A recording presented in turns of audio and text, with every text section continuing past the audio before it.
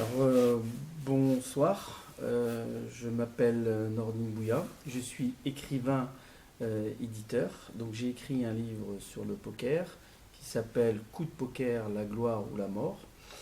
Avant de commencer un petit résumé sur ce livre, je voudrais remercier Patrick Ramirez et son site de m'accueillir, donc j'étais un peu de passage, donc je me suis dit on va s'arrêter pour voir Patrick. Donc je remercie Patrick. Et voilà, j'ai fait ce livre, c'est pour informer sur le monde du poker, le business du poker et la légalisation des jeux en ligne via Internet. Ce livre, qu'est-ce que c'est? C'est une expérience d'un joueur, moi.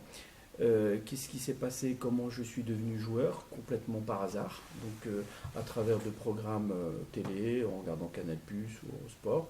Tout le monde peut devenir joueur, c'est quelque chose de très très très très facile. Le jeu en lui-même, il n'est pas compliqué. Et on devient joueur par challenge, parce que c'est un jeu qui est psychologique au début, mais comme il y a de l'argent en jeu, donc on est très vite pris par le jeu, qui peut rendre accro, et qui dit addiction dit danger. Maintenant, j'ai voulu faire ce livre pour informer tout le monde, parce que le jeu touche, on a des statistiques, je crois, 3 millions de joueurs en France, 600 000 addicts, et j'ai fait ce livre pour informer. Pour informer, parce que on voit toujours des bouquins pour vous inciter à jouer, mais vous ne trouvez pas de bouquin pour vous prévenir des dangers. Donc c'est pour ça que j'ai fait ce bouquin. Donc c'est une expérience de joueur. J'ai joué dans des casinos à travers toute l'Europe. J'ai fait des grands tournois et j'ai dénoncé pas mal de choses, qui sont l'addiction, la triche et aussi le business internet. Comme il y a eu une légalisation en 2010. Il y a une loi qui est passée qui autorise les jeux en ligne. Et le fait que cette loi a autorisé les jeux en ligne, tout le monde se retrouve avec un casino à domicile. C'est-à-dire, si vous avez une carte bleue et une connexion à Internet, vous avez à domicile un casino. 7 jours sur 7, 24 heures sur 24. Ça peut causer beaucoup, beaucoup de problèmes. Problème numéro un, c'est l'addiction.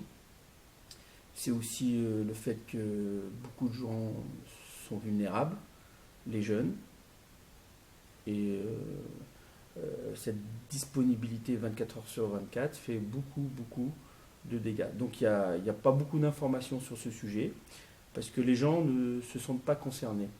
Et moi je dis souvent, c'est pas parce que vous ne sentez pas concerné que vous ne l'êtes pas. Parce que tout le monde a Internet chez soi, tout le monde a une connexion et tout le monde a une carte bleue.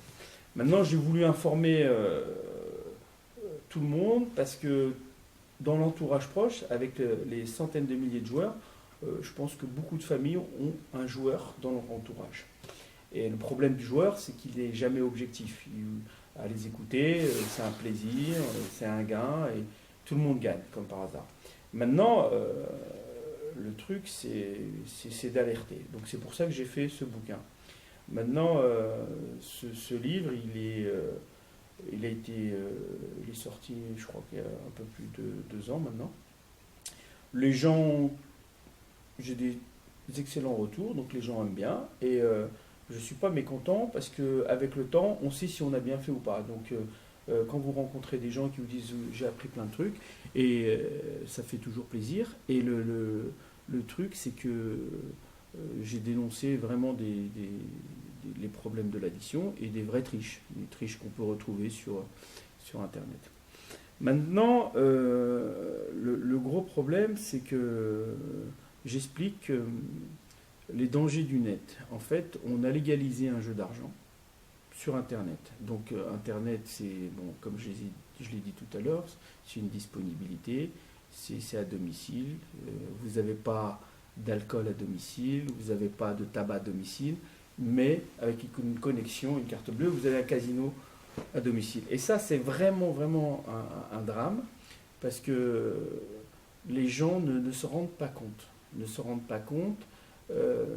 C'est, les sites ont une facilité à légaliser. Donc après, je ne sais pas s'il y a eu des enquêtes, si ça a été bâclé, mais il faut savoir que le jeu en ligne est interdit dans beaucoup, beaucoup de pays. Les États-Unis, c'est interdit. Je crois qu'il y a une légalisation après la France sur un ou deux États. Et encore, comme on est dans un phénomène nouveau, je pense qu'on va droit dans le mur. Et le secteur ne se porte pas bien. Le problème, c'est qu'ils ont eu leur légalisation. Et maintenant, on est dans une impasse. Parce que il y a des joueurs qui s'endettent. Il y a des vrais drames. Moi, je reçois du courrier de l'entourage de joueurs. Et croyez-moi qu'il y a des vrais drames. Maintenant, c'est très très simple de comprendre cette aberrance, cette mascarade. Parce que un enfant de moins de 10 ans peut comprendre. Donc jouer au poker sur Internet, c'est quelque chose qui ne devrait pas exister. Parce que, pour résumer, le poker, qu'est-ce que c'est? C'est un jeu confidentiel et privé. Donc on a un jeu, on joue contre des adversaires qu'on ne voit pas sur Internet. Donc dans un casino, vous avez votre jeu, vous avez interdiction de communiquer et vous jouez contre d'autres joueurs. Donc c'est un jeu individuel et votre jeu est confidentiel et privé. Sur Internet, il y a un vrai problème. Cette confidentialité-là n'est pas garantie. Et les joueurs peuvent communiquer entre eux via Skype, via téléphone. Et puis, il y a plusieurs façons de tricher. Et les sites sont conscients de cela. L'Argel, c'est l'organisme qui est censé protéger les joueurs, ne fait absolument rien. Donc je les ai contactés via lettre recommandée. Bon, vous savez comment ça se passe. Tant que ça ne s'ébruite pas à forte échelle, donc on laisse faire. Mais bon, il y a une vraie hypocrisie. Donc pour revenir sur les dangers, donc c'est très simple. Comme j'ai expliqué les règles du poker, sur Internet, je ne vois pas comment on peut jouer à un jeu confidentiel sur Internet et un jeu d'argent. Donc j'essaie de trouver des images quand je parle avec les gens. Je leur dis, dans ces cas-là, on peut passer son bac sur Internet. C'est facile, on est chez soi, on passe son bac. Pourquoi on ne le fait pas? Parce que les joueurs peuvent se passer les questions et on peut tricher. Et là, sur Internet, c'est pareil. Quand on joue au poker, on peut tricher très facilement. Donc tout le monde se croit malin. Le problème, c'est que avec le poker et les jeux en ligne, on a mélangé deux choses. On a mélangé le métier de casinotier. Donc le métier de casinotier, c'est un métier très réglementé. On a combiné le métier de banque. Donc la banque, c'est quelque chose de très réglementé. Pourquoi je dis donc qui dit site internet de poker dit casino sur Internet. Et pourquoi je dis banque? Parce que quand vous jouez, vous gagnez, l'argent reste sur le site, d'accord? Et ils ont des business plans, ils sont conscients de ça. Donc ils savent que la majorité des joueurs, la majorité des clients ne décaissent pas. Donc on peut faire gagner qui on veut. Et le gain, c'est quelque chose d'euphorique et c'est ce qui rend addict. Maintenant, le truc, c'est je ne comprends pas ce mélange de deux métiers qui sont censés être réglementés. On a donné des licences à des chanteurs, on a donné des licences à des businessmen, et cette association-là est mortelle. Les gens ne s'en rendent pas compte et personne ne relève le problème. C'est-à-dire que on peut jouer sur Internet chez soi 24 heures sur 24, on peut tricher. En fait, la triche, ça ne gêne pas le site. Parce que tout le monde peut tricher, donc il y a un confort de jeu. Donc tout le monde se croit malin. Donc on est dans un monde virtuel, donc il y a des chiffres, vous gagnez, vous perdez, comme vous avez gagné la veille, donc vous rejouez. Et la triche, en fait, les gens pensent qu'ils ont un avantage. Mais c'est un piège. C'est un piège, parce que si vous gagnez, l'argent il est chez le site. Donc ils savent que vous rejouez le lendemain, donc c'est que du virtuel tout ça. Et il y a une enquête du FBI qui a été faite sur le poker en ligne, et on peut trouver ça sur Internet. Maintenant, sur Internet, quand on cherche, on trouve. Les États-Unis ont posé ce problème et le FBI a fait une enquête.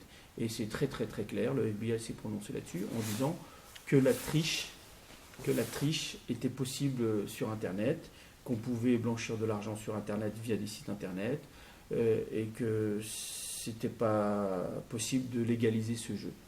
Donc voilà, donc c'est un phénomène nouveau. Donc ça existe, mais c'est nouveau. Donc je pense qu'on va droit dans le mur parce qu'il y a une désinformation. Il y a une vraie désinformation. Donc il y a des millions qui sont injectés au niveau pub. Il y a des joueurs qui font la promotion des sites parce que qu'est-ce qui se passe pour rentrer dans le vif du sujet, vous savez que n'importe quel joueur d'argent, arrivé à un moment, il est addict et ne s'en rend pas compte. Donc, comme le jeu coûte très cher, donc il est au service des sites internet et il fait la promotion du jeu. Donc, je ne veux pas dire que c'est des entraîneuses, mais c'est des entraîneurs. Et donc, c'est pyramidal. Donc, c'est-à-dire que vous avez en haut des gens qui incitent et puis le maillon en bas, qu'est-ce que c'est? C'est le dernier maillon, c'est les jeunes. Les jeunes, parce que on le sait qu'on est dans une culture de jeux vidéo. Les gamins jouent aux jeux vidéo depuis l'âge de 5 ans, 6 ans. Ils jouent à des jeux de guerre, des jeux de combat. Et arrive un moment, quand il y a un rapport d'argent à l'adolescence ou même avant, quand ils voient un jeu de cartes avec des chiffres qui représentent l'argent, ils se disent tiens, chouette, un nouveau jeu avec de l'argent. Donc on peut jouer les uns contre les autres et gagner de l'argent. Donc voilà, donc moi j'écris ce bouquin et j'essaie de partager mon expérience pour vraiment alerter. Et il y a vraiment enfin bon, je ne vais pas baisser les bras parce que bon, ce qui m'inquiète, c'est qu'il y a personne qui est à contre-courant de ça. J'ai contacté des associations et ce joueur, je leur ai envoyé un bouquin, ils me l'ont renvoyé. J'ai trouvé ça très grave. C'est madame, celle qui s'occupe de ce joueur, madame Archour, je crois, qui est à Nice. Donc je parlais un petit peu, je lui ai dit est-ce que vous étiez au courant que vous avez des sites qui faisaient jouer des joueurs contre leur clientèle? Elle m'a dit non. Je lui ai dit est-ce que vous saviez qu'aux États-Unis c'était interdit, qu'il y avait une enquête du FBI qui avait décelé des faits, qu'on pouvait tricher, qu'on pouvait blanchir de l'argent? Elle m'a dit non. Donc c'est très très très inquiétant. Et bon, après, bon, je redirai 2 mots, parce que bon, mon livre, il y a Monsieur Bruel en couverture, parce que Monsieur Bruel, c'est l'ambassadeur numéro 1 du poker en France. Et il représente le poker, c'est-à-dire qu'il est propriétaire de Winamax. Et tout ça, c'est un business. Donc, faut faire la promotion du jeu et surtout, pas alerter les gens. Donc de toute façon, comme je l'ai dit dans mon courrier à l'Argel, l'organisme qui est censé protéger les joueurs, on a légalisé, bravo, c'est bien. Les sites ont eu leur licence, c'est très très bien. Il y a de la pub pour le jeu, ok. Mais là, on est dans une impasse. Il y a vraiment des drames. Et puis, il y a aussi le fait que c'est une question, c'est aberrant parce que on est dans un pays soi-disant moderne. Donc on a des technologies, les technologies elles sont là pour nous faciliter le quotidien. La technologie elle n'est pas là pour nous mettre en difficulté et nous enchaîner et nous rendre addicts. C'est quelque chose de très grave et je me dis vraiment personne ne relève le problème. Donc aussi, ce qui se passe c'est que moi, quand j'ai fait ce bouquin, j'ai dénoncé des vraies triches avec des preuves vidéo dans des tournois live et j'ai mis des exemples et j'ai expliqué comment on pouvait tricher sur Internet. Et la triche, en fait, c'est une subtilité parce que ça ne dérange pas le joueur, parce que le joueur est content de jouer quoi qu'il arrive. Il y a une facilité, il est content. Et je reprends aussi l'exemple parce que j'étais aussi à l'hôpital Marmottan, j'ai vu le docteur Marc Valeur, qui s'occupe de l'addiction. Et j'ai eu un long entretien avec Marc Valeur, un peu plus d'1 heure, et je lui ai expliqué que c'était dangereux d'avoir légalisé le jeu, et que c'était dangereux d'aller avec M. Patrick Bruel sur un plateau télé et cautionner ça, parce que c'est un vrai drame pour beaucoup de gens qui sont vulnérables au jeu. Et je lui ai expliqué clairement que le vrai problème, c'est qu'on a légalisé une escroquerie. Parce que à partir du moment qu'on peut tricher de plusieurs façons, il faut interdire. Parce que et il m'a posé cette question, il m'a dit mais si on peut tricher, pourquoi les gens jouent? Donc vous avez le bon père de famille qui ne se rend pas compte, donc il joue aux cartes, il s'inscrit sur Internet virtuellement, il a son avatar, son pseudo, donc c'est facile. Mais qui vous dit qu'il ne joue pas contre deux joueurs qu'il ne voit pas, qui peuvent collisionner, premièrement? Qui vous dit pas qu'il a un logiciel espion envoyé par mail ou derrière un fichier qui voit tout ce qu'il y a dans son écran? Donc, c'est pas la peine de dire toutes les façons, il y en a plein. Et n'importe qui sait qu'avec Internet, tout est possible. On peut vous écouter chez vous, via un micro, via votre caméra, on peut regarder ce que vous faites. Donc c'est une aberrance totale d'avoir légalisé un jeu d'argent sur Internet. Mais comme j'expliquais, pour revenir à l'explication pourquoi les gens trichent et pourquoi les gens jouent, ben c'est très simple. C'est par avidité. Et le problème, le fait de gagner, ça rend addict. Donc vous gagnez le lundi, mais vous perdez le mardi. Et comme vous avez gagné le lundi, vous rejouez le mercredi. Et on tourne en rond comme un hamster dans sa roue. Et au final, tous les joueurs sont perdants. Mais à côté de ça, vous avez du marketing, vous avez des joueurs, des entraîneurs, je ne leur dis pas entraîneuses, des entraîneurs qui font la promotion. Donc tous les joueurs veulent des sponsors pour jouer gratuit, pour représenter les sites. Et c'est un vrai scandale. Et pourquoi les gens aiment tricher? C'est simple. C'est parce qu'ils ont l'impression qu'ils peuvent gagner, tout simplement, alors qu'ils sont piégés. Je veux dire, pourquoi on copie sur la copie du voisin? C'est parce qu'on pense que voilà, c'est plus facile et qu'on peut avoir une bonne note. C'est pas parce que vous trichez que vous allez avoir votre bac. Donc, arrivé à un moment où vous êtes coincé. Maintenant, la triche, c'est pareil.